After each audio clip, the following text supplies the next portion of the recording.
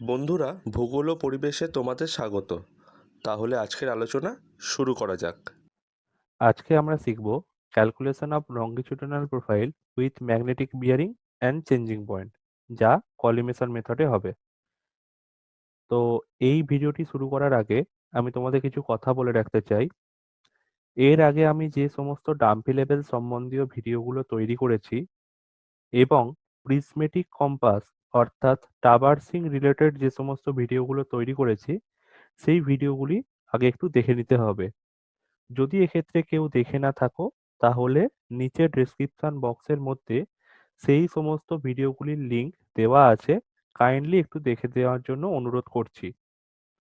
সেই সমস্ত ভিডিওগুলির মধ্যে বিশেষত লঙ্গিটিউডিনাল প্রোফাইলের ভিডিওগুলির মধ্যে ডাম্পি লেভেলের বিভিন্ন উপাদান, ডাম্পি লেভেল কিভাবে সেট করতে হয়, ডাম্পি লেভেল লেভেলিং, ডাম্পি লেভেলের মাধ্যমে কিভাবে আমরা রিডিং নেব, অথবা ডাম্পি লেভেল ছাড়াও অন্যান্য কি কি ইনস্ট্রুমেন্ট আমাদের লঙ্গিটিউডিনাল প্রোফাইল তৈরির ক্ষেত্রে কাজে লাগে, সেই সমস্ত বিস্তারিত তথ্যগুলি বলে দেওয়া আছে। এবং কিভাবে লঙ্গিটিউডিনাল প্রোফাইল আঁকতে হয়, ড্রয়িং করতে হয়, সেই সমস্ত ভিডিওগুলিও আপলোড করা আছে। পরবর্তীকালে আসছি ম্যাগনেটিক বিয়ারিং এর জন্য।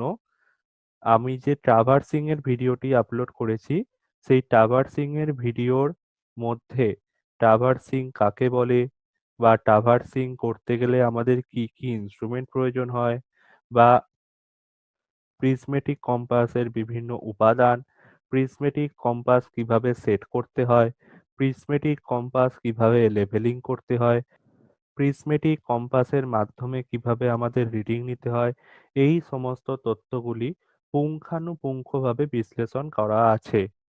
আমি আশা রাখছি যদি তোমাদের বুঝতে কোথাও অসুবিধা হয়, তাহলে তোমরা কাইন্ডলি একটু ওই ভিডিওগুলি দেখে নেবে, তাহলে তোমাদের সমস্ত প্রবলেমগুলি সলভ হয়ে যাবে। আজকের ভিডিওটির কিছু গুরুত্বপূর্ণ বৈশিষ্ট্য হলো, এক্ষেত্রে একটি চেঞ্জিং পয়েন্ট থাকবে, বেঞ্চমার্ক চেঞ্জিং পয়েন্টেই দেওয়া থাকবে।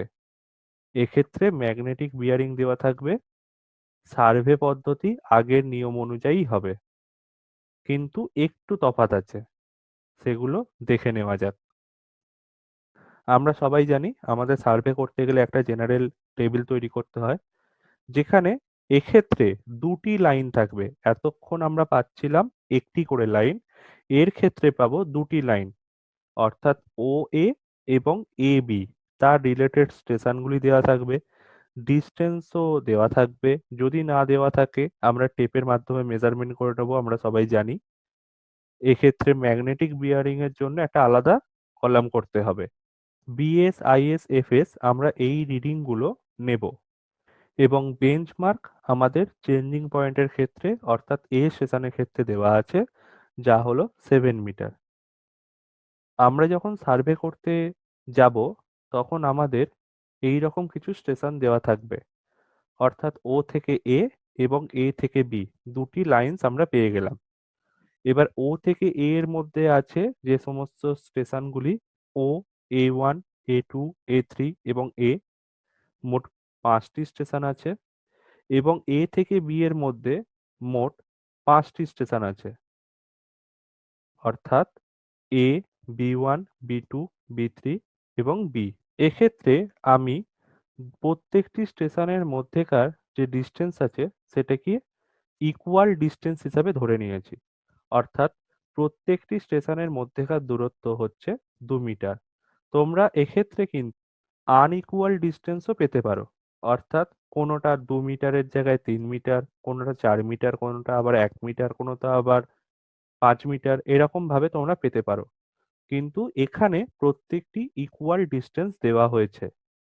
এবারে এই সমস্ত স্টেশনগুলির বাইরে এমন একটা জায়গা চুজ করে নাও, সেখানে ডাম্পি লেভেল সেট করা এবং লেভেলিং করে রাখতে হবে। তারপরে আমরা ও পয়েন্টের ভ্যালু যেটা পেলাম, সেই ভ্যালুটি আমরা সবাই জানি বিএস এর ক্ষেত্রে লিখব। এক্ষেত্রে কিভাবে আমরা রিডিং নেব, সেই রিডিং নেওয়ার প্রসেসটি জানতে গেলে আগের ভিডিওগুলো একটু দেখতে হবে। আগের ভিডিওতে আমি কিভাবে রিডিং নিতে হয় সেই সম্বন্ধে পুঙ্খানুপুঙ্খভাবে আলোচনা করে দিয়েছি। পরবর্তীকালে A1, A2 এবং A3 যে ভ্যালুগুলো পাবো সেই ভ্যালুগুলো ith অর্থাৎ ইন্টারমিডিয়েট সাইটের মধ্যে লিখে দেব। পরবর্তীকালে আমাদের a যে ভ্যালুটি পাবো সেই a ভ্যালুটি আমরা fs এর মধ্যে লিখে দেব। একবার ডাম্পি লেভেল সেট করার পরে তার প্রথম যে পয়েন্টটি আমরা পাই সেই পয়েন্টটি সর্বদা bs এর মধ্যে লিখতে হয় এবং সর্বশেষ পয়েন্টটি fs এর মধ্যে লিখতে হয় এবং মাঝের যে সমস্ত পয়েন্টগুলির ভ্যালুটি আছে সেই ভ্যালুগুলোকে আমাদের is এর মধ্যে লিখতে হয়। এক্ষেত্রে আমরা a পয়েন্টকে লাস্ট রিডিং নিতে পেরেছি, সেই কারণের জন্য a পয়েন্টের ভ্যালু আমরা fs এর মধ্যে লিখছি। পরবর্তীকালে অন্য একটি জায়গায় ডাম্পি লেভেল সেট করতে হবে, কারণ আগের ডাম্পি লেভেল থেকে আর কোনো রিডিং নিতে পারছিলাম না। ডাম্পি লেভেল এবং স্টেশনের মাঝে কোনো অবজেক্ট থাকার দরুন আমরা রিডিং নিতে ব্যর্থ হচ্ছি। সেই কারণের জন্য ডাম্পি লেভেলকে আমরা অন্য জায়গায় সরিয়ে আনছি, অর্থাৎ ডাম্পি লেভেলের শিফটিং করছি, অর্থাৎ চেঞ্জিং পয়েন্ট হচ্ছে ডাম্পি লেভেলের। সেই পয়েন্ট থেকে আমরা যে পয়েন্টে সবার লাস্ট ভ্যালু নিয়েছিলাম সেই পয়েন্টেরই আবার ভ্যালু নিতে হবে। অর্থাৎ এক্ষেত্রে কিন্তু এ পয়েন্টের ভ্যালু দুবার ধরে নেওয়া হলো। পরবর্তী যে ডাম্পি লেভেল আমরা লেভেলিং করলাম অর্থাৎ সেট করলাম তার জন্য এ পয়েন্টের ভ্যালুটি হচ্ছে আবার প্রথম পয়েন্ট। সেই জন্য এ পয়েন্টের ভ্যালুটি আমরা এক্ষেত্রে বিএস এর মধ্যে লিখব। পরবর্তী বি1, বি2 এবং বি3 ভ্যালুটি আমরা আইএস এর মধ্যে লিখব এবং সবার লাস্ট বি স্টেশনের ভ্যালুটি আমরা এফএস এর মধ্যে লিখব। পরবর্তীকালে ওই সমস্ত স্টেশনগুলি থেকে রিডিং নেওয়ার পরে আমরা এই রকম ভাবে অর্থাৎ ও এ বি এই তিনটি স্টেশনের মধ্যে আমাদের প্রিজমেটিক কম্পাস বসাতে হবে।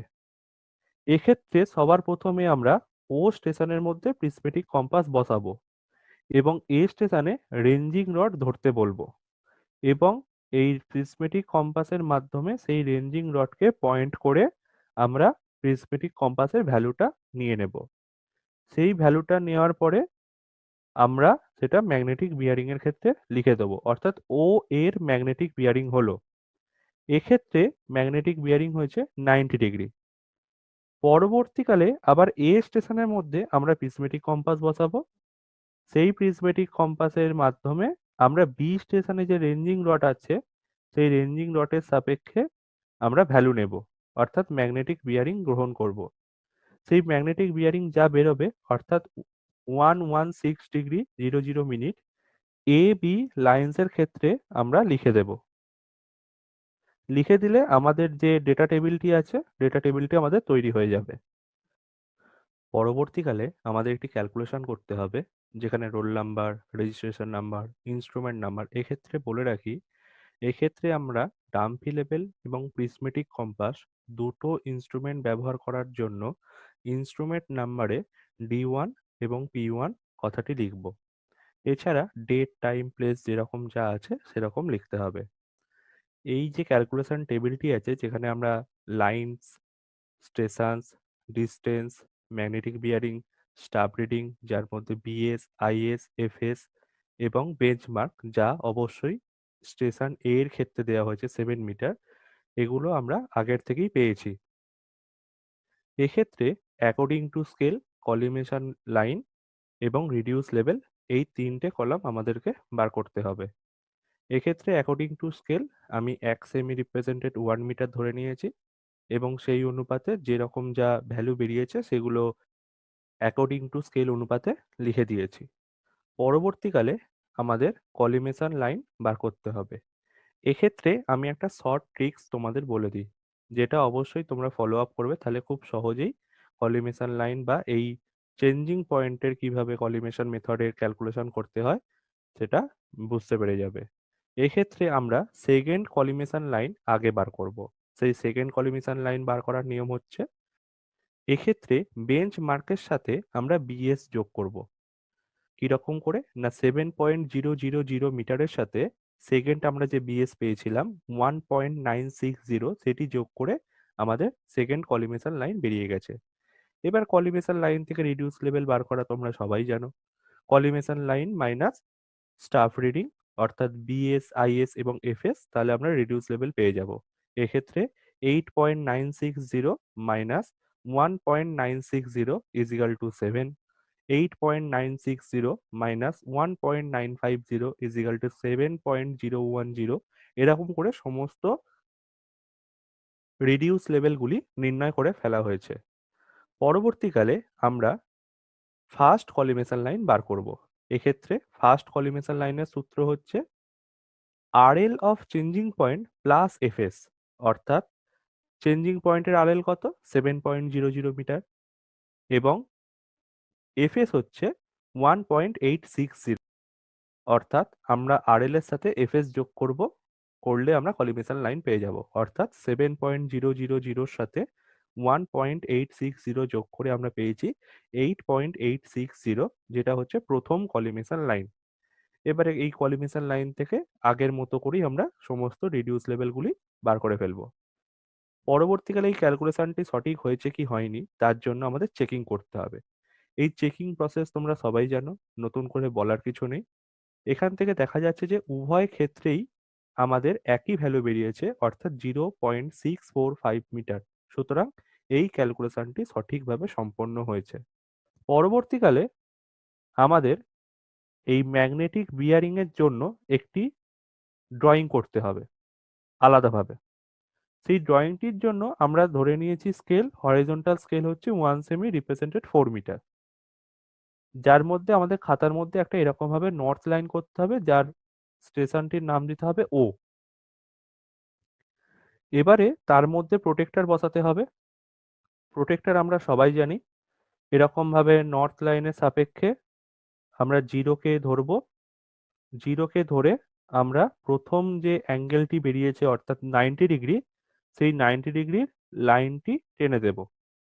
এক্ষেত্রে কিন্তু 1 সেমি রিপ্রেজেন্টেড 4 মিটার এই ভ্যালুটি সর্বদা মেনে চলতে হবে। যেমন খুশি লাইন টানলে হবে না, যেরকম যা ভ্যালু বেরিয়েছে সেরকম ভাবেই লাইনটা টানতে হবে। অর্থাৎ ও এ লাইনের ডিস্টেন্স ছিল গ্রাউন্ডে 8 মিটার, আমরা সেই জন্য এক্ষেত্রে লাইন টেনেছি